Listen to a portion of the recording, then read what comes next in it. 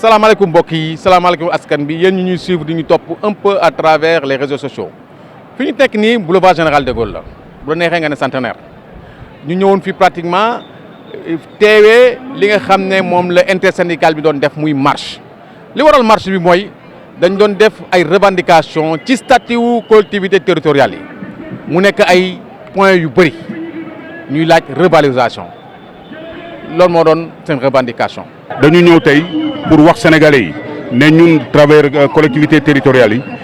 gouvernement état Sénégal daf ñu bëgg a ñàkkal fulla ñàkkal ñu fayda parce que tey lu xew ci réew mi loolu sénégalais yi rek war nañ ci teg seen bët état bi dafa yokkal salaire agent de l' état te ñun collectivité territoriale démembrement état la ñu waaw mënuñu xam ne ci réew boo xam ne bu respecté wu ñu jël alal ñu jël salaire di ko yokkal benn pàccu réew mi benn pàccu liggéeykat yi bàyyi ñeneen ñi te teguñ ko fenn te aujourd'hui boo xoolee article code des collectivités territoriales article L29 dafa préciser lu leer dafa ne bépp yokk bu ñu defal agent état dañ koy defal agent collectivité territoriale d'office jaratul sax def ay arrêté d'extension ak yu demee noonu waaw tey ni egg ba ci cappaandaw bi ñoom ñiy jël suñu salaire ñiy jël salaire di yokkal agent état bi bàyyi travers collectivité territoriale te loolu teguñu ko fenn yaa ngi dégg moo tax nag travailleurs collectivité territoriale tey gis nga marche bi Dakar mi ngi am partout au Sénégal les gens sont déterminés pour que cette justice soit réparée bu amul ñun ak ñoom ba fu mu neex dootuñu ñu bàyyi te naa la wax dara les travailleurs sont déterminés parce que lii moom gis nga dañu yàggal ñàkk a fayda te ñàkk a fayda bi dafa yàgg te loolu nag dinañ ko arrêté fonction publique locale baa ngi nii depuis bu ñu signé loi bi ba bu ñu voté loi bi en 2011 ba léegi mu ngi naxasay ñu yokk salaire u travailleurs yi bàyyi agent de état yi bàyyi travailleurs collectivité territoriale te yéen xam ngeen ne ñun démembrement état la ñu te article 29 bi lu mu wax c'est clair comme l'eau de roche dafa ne lépp bépp avantage bu agent état am agent collectivité territoriale daf ko war am waaw léegi loolu am xanaa ñun ban réew la ñu bokk xanaa ñun bokk ñu Sénégal. dañuy kaas li nga xamante ne mooy yokk payoor yi ci état ñu bañ ñu yokkal ñun collectivités locales yi looloo tax ñu gën a ci bend bi te incha allah bu ñu paree marche bi su fekkente ne d'ici le 20 septembre état bi defu ci dara dañuy banque suñu loxo maanaam grève générale ñetti fan le 21 22 23 septembre dañuy tëj 603 collectivités locales Sénégal yi en tout cas pour satisfaire nos revendications tey au même moment bu may wax ak yow Sédhiou Kolda Ziguinchor Tambacounda Fatick ñëpp a ngi ci mbedd bi. li ñu tax a ñëw fii mooy dañu répondre à l'appel de l'intersyndical d'abord parce que nous sommes des agents des collectivités territoriales et nous faisons partie de l'intersyndical mais nous voulons marquer aussi notre différence par rapport à cet intersyndical. Nous sommes un courant qui est venu à son heure pour appuyer les syndicats d'abord et aider les travailleurs dans leur misère qu'ils vivent au quotidien loolu moo tax ñu ñëw tey répondre massivement boo xoolee les t-shirts rouges ak casquettes rouges yi nga xamante ne moom la refondation def tey participer nañu massivement ci mobilisation ci taaral bés bi tey pour ñu xam ni que tey képp koo xamante ni liggéeykatu collectivité territoriale nga ak élus yu saxa tey dañu kontaan parce que am na ay élus yu ñëw toog ay maire ñëw ay conseils municipaux ñëw ànd ak ñun ci xeex bi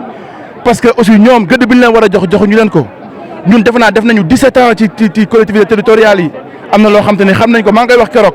am na lu ñuy wax la VAE la valorisation des acquis basée sur l'expérience am na loo xam te ne temps boo xam boo ko defee si fi ngay liggéeyee war nañ la nattaat yokkaat sa dayoo ba mën a revaloriser sa salaire tey alhamdulilah décret génn na le président de la république signé na ko wax na pour naka maire yi appliquer le ministère des collectivités territoriales ak le ministère du travail avec le dialogue social en relation avec les institutions moom aussi mi ngi ci wax nañu appliquer l'article 29 et l'article 30 bi nga xamante ni moo ni augmentation boo xamante ni am na ci fonctionnaire yi nga xam mooy fonctionnaire état yi fonctionnaire de collectivité territoriale dañ ko war a am loolu la décret bi wax léegi nag article 30 bi dafa ni képp ki nga xamante ni fa ngay liggéeyee collectivité territoriale ba ngay liggéeyee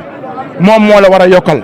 donc ñun ñiy taxaw nii bëri nañ ay agents yoo xamante ni mairie Dakar lañ nekk donc mairie Dakar moo war a yokk bi ñi nga xamante ni ci collectivité territoriale ñi nekk Gueule Tapée Fass Colobane le maire de Gueule Tapée Fass Colobane moo ko war a yokk ñu nekk Kampentoun ñu nekk Bignona ñu nekk Vélingara ñu nekk partout dans le monde Matam Biscuiterie yi comme ni nga kii waxee ñoom aussi seen maire da leen war a yokkal ci revalorisation bi nga xamante ni moom la ñu wax moom le président de la République wax tey loolu moo tax tey ñu ñëw te nag du ñu yem fii 5 points initiaux yi aussi la bokk parce que loolu moom warul sax war a nekk point de revendication loolu moom dafa war a ñëw rek nekk bërigo si mbas dafa war a jàll mais dama ne du ñu yem fii buñ jugee màggal gi incha allahu rabbi bu ñu amul li nga xam moom la ñu soxla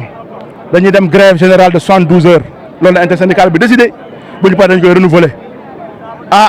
interpellé nañu état bi nag parce que ñun comme man mii di wax ak yow man je suis un pur adepte du dialogue social dialogue ba ñu gënal dialogue moo ñu gënal parce que on a appris dans le syndicalisme le dialogue social les techniques de négociation jàng nañ ko xam nañ fan la ñu war a jaar pour waxtaan ak nguur gi mu satisfaire suñu ay revendications buñ ko amul nag on va directement au rapport de force mooy lan ñu banque suñuy loxo bañ a liggéey. liggéeykat yi nekk ci mairie yi ak yenn gox-goxaat yi département yi ñoom ñoo génn ci mbedd mi pour wane seen naqar ndaxte ñun dañoo négocier woon ak gouvernement bi amee accord le 10 mai man damay wax ànd gësëm ci boppam parce que loolu moom moo fi indi ndaxte Sidya Ndiaye mooy vice président ànd gësëm te moom moo yor syndicat SUDETEM mooy syndicat majoritaire municipaux yi ñu nekk nag ci seen intersyndical pour ñaxtu parce que code bi moo wax ci article 29 que fonctionnaire lépp luñ ko jox rek ki ne ci collectivité war na ko am mënuñu comprendre nag 10 mai ba léegi man ñetti weer gouvernement bi ci boppam nanguwul appliquer loolu te li si jaaxal mooy ministre des finances mi ko signé woon ak directeur du budget bi nga xam ni moo yore com bi nee na leen wax leen ma compte yi ak nit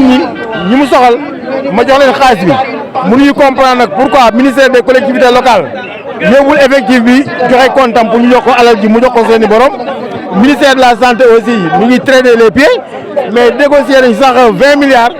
pour que ñu jox ko CMI parce que bor bi egg na presque 20 milliards yu CMI amel hôpitaux yi mais ministre du développement communautaire tamit laajul 20 milliards yi pour jox ko hôpitaux yi ñun dañoo xamul mbir mi nu mu doon boo tax nag loolu lañ ci am mooy dem ci mbedd mi rek ñoom déposé nañ préavis de grève vers le 20-21 dinañ def grève mais ñun aussi ma waxaale suñu mbir ñun tam danañu marche le 27 août bi Thiès marche nationale boobu marche nationale la waxaale mbiru collectivité yii waxaale aussi contractuels yëpp muy hôpitaux yi muy ñi nekk dans les programmes de santé ak ñi nga xam ne aussi ay chauffeurs lañu ak ay administratifs ñu génne leen ci accords yi alors que ñoom ci lañ bokk. directeur du culture et tourisme de la ville de Dakar maay premier adjoint au maire Hann Bel-Air bon tey dama ñëw en tant que travailleur d'abord agent municipal la ma nekk directeur mais aussi agent la avant may nekk directeur kon bu agent yëpp taxawee di xeex pour une cause juste et commune dama war a ñëw taxaw apporter mon soutien mais taxaw en tant que kilifa aussi wax ni ce qui est en train de se passer c'est pas bon parce que depuis 6 mois boo xoolee cabinet du maire de Dakar Barthélémy Dias agent yu fi nekkee ba léegi dañu porter veto ni kenn du leen fay seen salaire ñuy ay borom kër kon man kon ñooñu dañ leen war a apporter suñu soutien donc chers camarades nous sommes là nous allons daañu leen jàppale bu baax a baax combat bi ñun daañu ko mëne ànd ak yéen beneen bi aussi l'ensemble des collectivités des travailleurs du Sénégal yu nekk ci collectivités locales yi dañoo am ay jafe-jafe yooyu nag bu ñu bëgg ñun ñëpp ñu taxaw ci fay ko loolu moo waral suñu présence tey. Déjà pour soutenir l'intersyndicale des collectivités territoriales parce que ñun ànd gësëm lañu bokk may secrétaire général santé démocratique ñu am ay accords yu ñu signé woon ak gouvernement bi muy loo xam ne day yokk koom-koomu liggéeykat yi te boobaag léegi gisuñu ci dara gouvernement bi toog di nelaw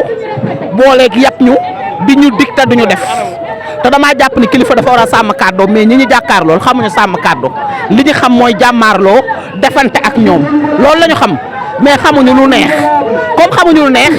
tey la ñu taxaw te dootuñu bàyyeeti dañuy continuer rek liñ doon wax Mimi accéléré Mimi mënul accéléré ñun ñoo mën a accéléré te daanu accéléré ba nu gis ko il faudra que ñu yokk suñu koom-koom accord yi ñu signé respecté ko waaye également vie chère bi ñu seet ci ban pexe lañ ci war a def te it li nga xam ne intersyndical des collectivités territoriales daf ko xaatim pour li nga xam ne ni mooy fonction publique locale ñu mettre ko en œuvre lii mooy wax bi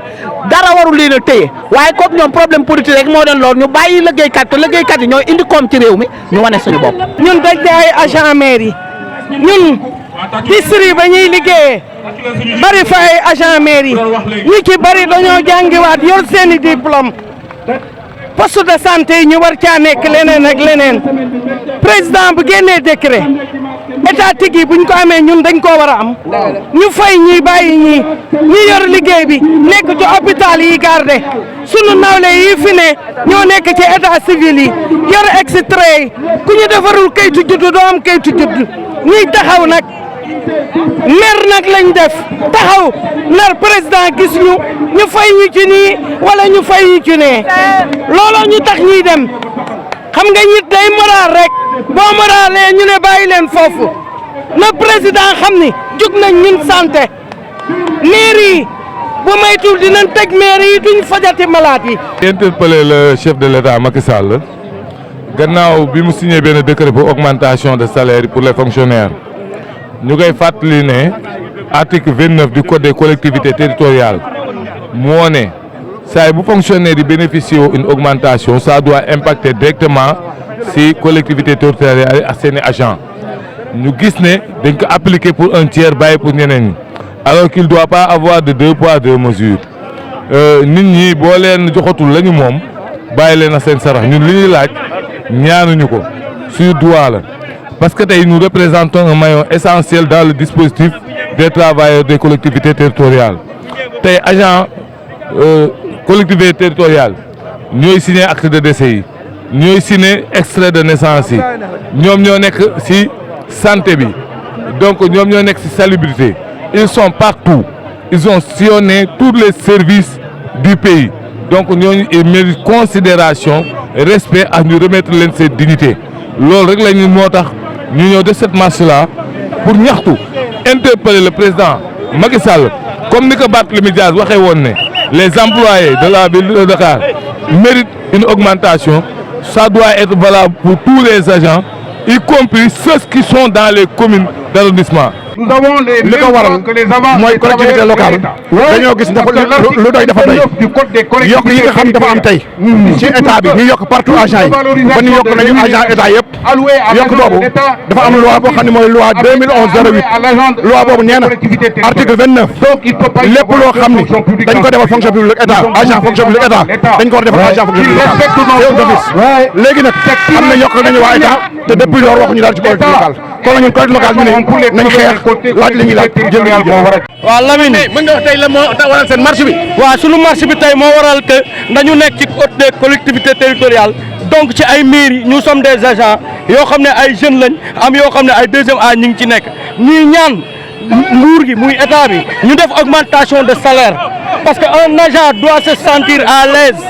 nekk ci jàmm bu amee ay préoccupations familiales mu mën ko régler tey jii loolu rek la ñuy ñaan non violence marche bi ñu autorisé dinañ ko def ci jàmm dinañ marche après ku ci nekk dellu sa place su liggéeyukaay waaw ñu ngi gërëm ñëpp di sant presse bi aussi di rafetlu waa Dak Médina seen participation yéen a ngi wan ne vous faites partie de nous waaw on est une famille et merci encore une fois. li ñu def nii suñu devoir la mais nañu sóor agent municipaux yi même élection bu jaaree yoon ñoo ko organisé seeni chauffeur ñoo ne si préfecture ñoo ne si préfet yi ñoo ne si trésor ñoo ne fépp nañ ñu fonk di leen ziar di bëgg mais dañu wax président de la république na yokk salaire yi agent municipaux yi ñoo yor liggéeyu dëkk bi ñoo ne tribunal ñoo ne fépp kon nañ ñu respecté. ci loolu la ñu basé wu pour mën a raje yenn agents yi nga xamante ne dañoo bokkoon seen parti donc man dama si bokk le maire Abdoul Aziz Gueye maire de Ouakam bi mu ñëwee li mu njëkk a def mooy dafa njëkk a licencier 68 personnes ñu ne déet waaye mu licencier waa 35 personnes boo xoolee au total da lay jox 103 te loolu dafa nekk loo xamante ne rafetlu wuñu ko moo tax ñu ñëw tey si li nga xamante ne mooy intersyndical bi ñëw dénoncer li nga xamante ne maire yi moom lañ nekk di def boobu ba léegi ñu ngi jaamante di dem inspection du travail pour li nga xamante ne mooy ñu waxtaan ñu waxtaan ñu mën a delluwaat agent yi seen liggéey mais biñu demee toogal le maire en personne dafa ne moom parewul pour jëlaat benn agent municipal li mu mën mooy fay ñu suñu droit donc bi ñu demee inspection bi mooy nga xamante ne mooy su nekkoon suñu dernier rendez-vous ci lañ dem ñu defal ñu li nga xamante ne mooy procès bi nga xam ne moo war a dem tribunal loolu moo tax tey ñu teew ñu di non au licenciement abusif. Macky dañoo négliger de te waruñoo négliger Macky dañoo négliger te waruñoo négliger fii ku fi am bulletin de naissance ñun la agent municipal la ku fi am ay kayit ñun la te waruñoo mën a négliger maam nag gàtt na lool mais nag si jur gi la moo suy kilifa nag nañ yokk suy salaire son nañ de ceeb ak diil bi seet na trop policiers yi bu ñu jëndee ceeb dañuy jënd ceeb ministres yi bu ñu jëndee ceeb dañuy jënd ceeb enseignants yi bu ñu jëndee ceeb dañuy jënd enseignants yi bu ñu jëndee ceeb dañuy jënd ceeb ñooñu dàq jënd ceeb ak diil fop salaire yi dafa tuuti Macky Sall nañu yokkal c'est pas normal mu ngi tëb c'est pas normal. ci école yi sonn nañu ñooy jàppale suñu jëkkër yi daw nañu ba dee kenn xamul lu ñuy niru. naa xool bu jeex rek ñuy ñaxtu rek ndax augmentation yi sonn gisuñu dara bëgg lépp ñëw ndax soo jëlee salaire yokkal ki nga xam ne yow yaa ngi koy yokkal salaire am nga boole koog nit ki ñoom nga def leen ñoom ñuy benn nga jël leen yokkal ñii dugal avance su tabaski nga dugal ko 100000 war nga xam ne ñooñu boo yokkalee ñee war nga leen yokkal te mairie lépp moom la dee moom la dund moom la lépp moom la kon war nañ leen jox cër dañoo bëgg Macky jox ñu suñu cër xam ne ñun tam ci lañu ndax lu dox ci réew mi rek mairie la doxee fu kër goo dugg agent mairie mu nga fa te agent mairie ñooy doxal lépp. xanaa bëgg ñu yokk ñu suñu salaire yi suñu defa ñu ay augmentation ndax ay mère de famille lañu te suñu salaire yi jël ñu dara lu ñu bëgg nag Macky Sall nag jàpp ci dimbali te yàlla tax ndax ay jaboot lañu. ndaxte tey jii ku juddu foofu ngay utee kayit ku dee fa ngay utee kayit waaw te kuy seetal mariage aussi fa ngay utee kayit waaw kuy jàng école fa ngay utee extrait kon nag war na mën a fonk waa mairie yi waaw ñun loolu lañ bëgg mu jox ñu suñu gëdd yokk salaire yi jox ñu suñu kii indemnité yëpp nañu ko jox même retraite yëpp na ko defar ba mu baax te xam ne ñun tamit ci réew mi la ñu bokk. di demander rek président Macky Sall mu augmenter ñu suñu salaire comme ni mu ko augmenter tous les agents de l'État on est démembrement de l'État ñu ngi demander suñuy droit laaju ñu ko nag ci fitna laaj ñu ko mais suñuy droit la ñuy demander comme tout le monde ñu bëgg mu yokkal suñuy salaire ak statut fonction publique locale bi ñu taxaw ci depuis bu yàgg ba léegi ñu ngi ciy xeex syndicats yaa ngi ciy wax mais rien n'est encore fait ñu ngi demander à son excellence président Macky Sall mu yokk ma augmenter ñu suñuy salaire. ñu seetlu ne depuis bi ñu ko waxee donc ñu acté ko depuis le 1er mai et ñu seetlu ne def nañu émission spéciale defal augmentation yooyu les agents de l'État li ñu jaaxal mooy boobu ba tey depuis le 1er mai ba tey jii on va vers septembre mais on n'a rien fait pour le territoire mais gars yi nag di yëglu pour que ñu kii ko surtout que nag dafa am article L29 bu nga xam ne mooy code des collectivités territoriales bu bees bi dafa ne toute revalorisation des agents des fonctionnaires de l'État est applicable d'office aux agents des territoires kon nag loolu français la te leer na mais ba léegi donc il faut que ñu yëglu pour ñu lijjanti loolu. mais defoon ngeen temps yi pas conférence de presse waxoon ci point de presse du moins. amu leen benn retour par rapport ak état bi lu mu waroon def. dama xam ne rek dañu tàmbal fii état bi dañu tàmbal pour tous les combats li nga xam ne application la rek au niveau des ministères dañu tàmbal balaa ñu koy def rek appliquer nit ñi xeex quoi donc on ne les laissera pas tant que réglé wuñu problème boobu. Et c'est pour ça qu'on a déroulé un plan d'action qui a commencé par un point de presse. Là, on déroule la marche. Si ça ne continue pas, on va faire la grève. waaw ñun bu ñu affecté santé ba tey mësuñu gis dara Covid bii du dara lu ñu jox dañoo bëgg nag Macky mu jàppale ñu nañu jàppale te yàlla tax ñun ay mère de famille lañ soutien de famille lañ dañu yor suñuy doom ñu nekk ci dëkk bi war a lijjanti lépp lu ci kër yi nañu jàppale agent santé yi dara gisuñu ko. waaye tey jii dama taxaw pour jàmmarloog Macky Sall parce que man dama nekk agent municipal boo demee trésor agent municipal ñoo fa nekk nga dem préfecture agent municipal ñoo fa nekk nga dem hôpital agent municipal ñoo fa nekk man agent santé la municipal lañ ma jëlee yóbbu ma foofu mais la ma fay liggéey am na ñoo xamante ne sax ñu ngi état te duñ ko fa liggéey kon bu ñu toogee tey mu yokkal agent étatique yi mu bàyyi ñu ñun loolu si sous-estimé nit ki la bokk vraiment am na ñu naqari nañu Macky Sall jàppale mu gëstu agent municipal ku judd ñoo lay jox këyit kuy sëy ñoo lay jox këyit ku dee ñoo lay jox këyit ñun ñoo yàq population bi kon nañ ñu jox suñu gëdd nañ ñu jox suñuy avancement nañ ñu jox suñu FMR nañ ñu jox fonction publique locale bi ñu doon agent ñu doon fonction municipale fi may agent non fonctionnaire lañu application depuis le 8 janvier la nañu dimbali moo effectif. secrétaire général Rufisque Nord suñu marche tey bi li ko waral mooy dañuy revendiquer lu ñuy revendiquer mooy dafa mel ni comme ni ko suñu doom yi waxee bokkuñu ci Sénégal parce que bu ñu mënee yokkal ñëpp ñun local yi ñu duñu sànni sa ginnaaw à chaque fois ñuy revendiquer fonction publique yooyu yëpp président duñu déglu dañu bëgg nag bii mu dimbali ñu déglu ñu ndax ci réew mi la ñu bokk te it nag poste de santé yaa ngi fi ñu baree ngi fi ay poste yu baree ngi fi pour revendication bi kon ñun waa mairie ci dëkk bi lañ bokk te nag tey dañu commencé rek mais duñu bàyyi dañuy continuer incha allah. dañu gis détermination jigéen ñi. waaw jigéen ñi dafa mel ni ñoo gën a déterminé góor ñi lan moo waral loolu. mais jigéen ñi ñoo fi nekk ñun jigéen la secrétaire général ñun ñoo gën a yor coono bi parce que suñuy salaire yi baaxul ku la si wan sa bulletin de salaire da ngay waaru si yàlla lépp su ñun lay reposé waaw looloo tax nag ñu def en masse jigéen ñëpp a génn ba noppi non ñun dañu sonn waa Rufisque Nord Assane Kassé nga fay daxaate sans droit daxee nu mu ko neexee Assane Kassé loolu tamit dañ bëgg mu jàll parce que suñuy pancarte mu ngi si ginnaaw Assane Kassé mu ngi ñuy teg pression boo xam ne di indi ay vissé xamuñu lu ñuy liggéey Assane Kassé. C'est ça, c'est notre cause, c'est très normal. L'augmentation c'est pour tout le monde, c'est pour tous les fonctionnaires. Il n'est pas droit qu'on nous donne nos fonctionnaires, c'est pas possible. Il faut qu'on nous intègre sur les fonctions publiques pour les augmentations pour tout le monde. Et la vie est trop chère. Tout ça, nous le demandons au chef de l'État de diminuer les denrées. Voilà, moi je représente les Parcelles Assainies. gis ngeen ñi nga xam ne ñoo doon def marche bi seen ay revendication muy ay ñaxtu di laaj revalorisation di laaj li nga xam ne moom mooy dayoo bi ñu war a am ñu jox leen ko ñu leen jox rendez-vous prochainement.